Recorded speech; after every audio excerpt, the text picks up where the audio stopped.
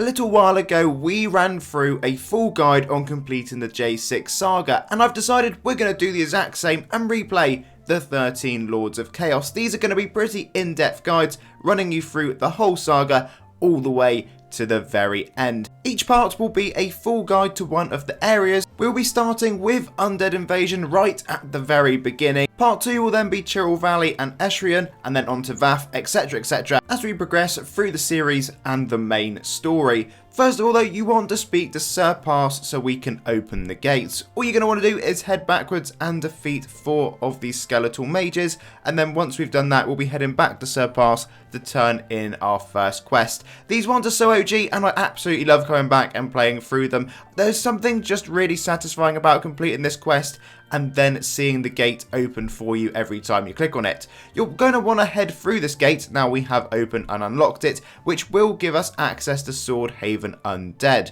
You're going to want to speak to Artix, stood on top of these skulls, who has got 3 quests for us to complete. First of all is going to be Undead Assault. You want to just defeat these skeleton soldiers, and once you've collected enough of those, that will be another quest that we can turn in. Our next one is going to be ever so slightly different, but you're not going to have to move a single room at this point in time. The next one is going to get us defeating the skeletal mages. You will need to defeat a grand total of 4 of these ones, and then once you have done that, again, we'll be going back, speaking to Artix to continue on and defeat our first, what we're going to be calling, mini boss. We will have to go for a tiny little stroll up to the northern part of Swordhaven Undead just to find this particular monster that we need to go along and defeat. A lot of my quests do re-auto accept. I have the setting on in advanced options in case you're watching this wondering why on earth that is happening. It's very useful for if you end up farming in this game, presuming you decide to go past the 13 Lords of Chaos Saga. Defeating this undead giant will complete us the final quest that Artix has, and we'll just go back and turn this one in. We're then going to be able to progress into the castle itself, where we will be able to find Robina waiting for us. I do just click on Artix again for some random reason, but all you need to do is head all the way up north, and then again this gate is going to open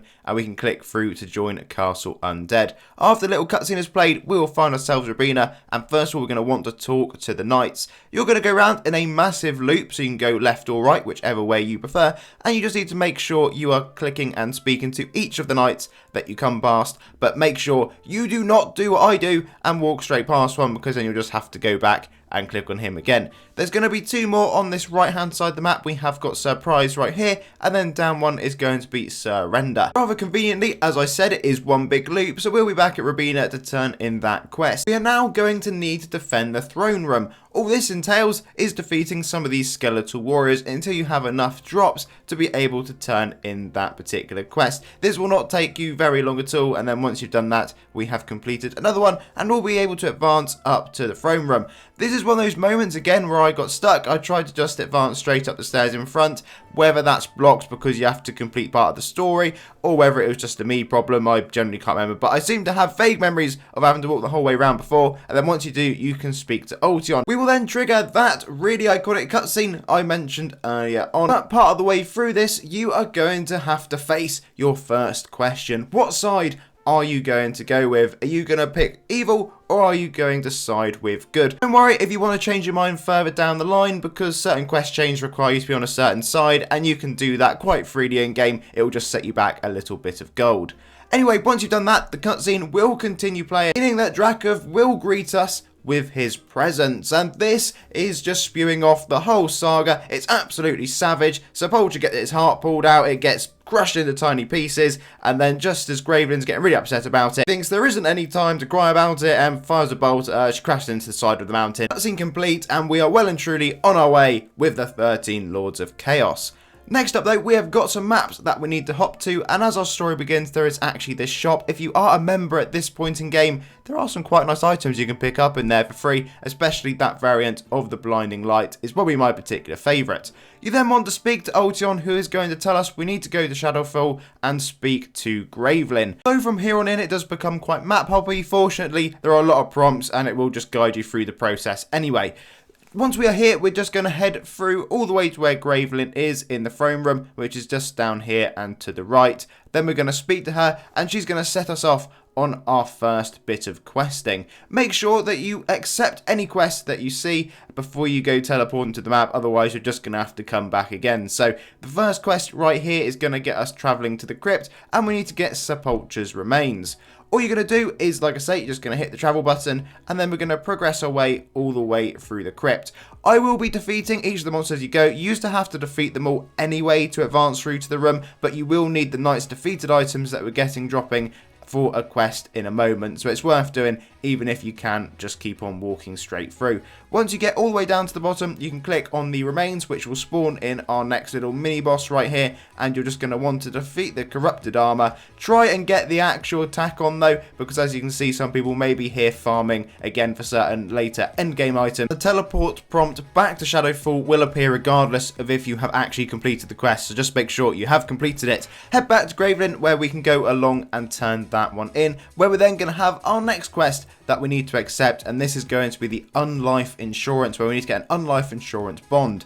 First up, you're going to travel to the castle. This is going to get you back in the throne room where you have got the Baron. Long story short, you're going to be thrown in prison. When I was younger, this part used to absolutely stump me. You need to defeat the prison wall, and once you have done that, it will load you a slightly different version of the room where you are able to escape through. We are now going to continue advancing through each of the rooms. You will need to defeat the knights as you go in order to advance. Just make sure you're doing that. Really something you can avoid doing, so we shouldn't really have to make that bit too obvious. But yes, once you get to this point, you'll be able to advance up the stairs. We will find ourselves the Piggy Drake. You need to defeat the Piggy Drake, which will open up the bank vault, where we're going to be able to collect up some gold items to swap with the Baron.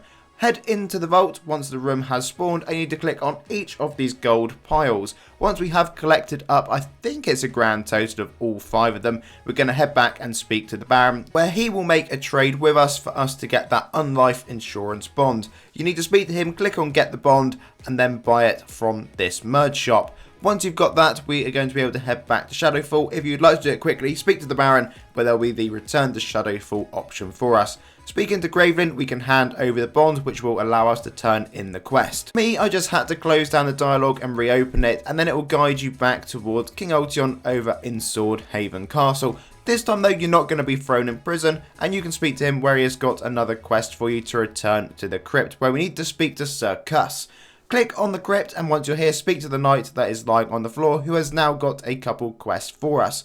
First of all, we're going to want to do the one which is enter the crypt, and then rescue the knights. As I said earlier, if you defeated the knights already, you will have the 5 items to just straight in turn in that quest. If not, you can just head inside, and all you're going to need to do is defeat some of the knights until you've collected up enough of the items.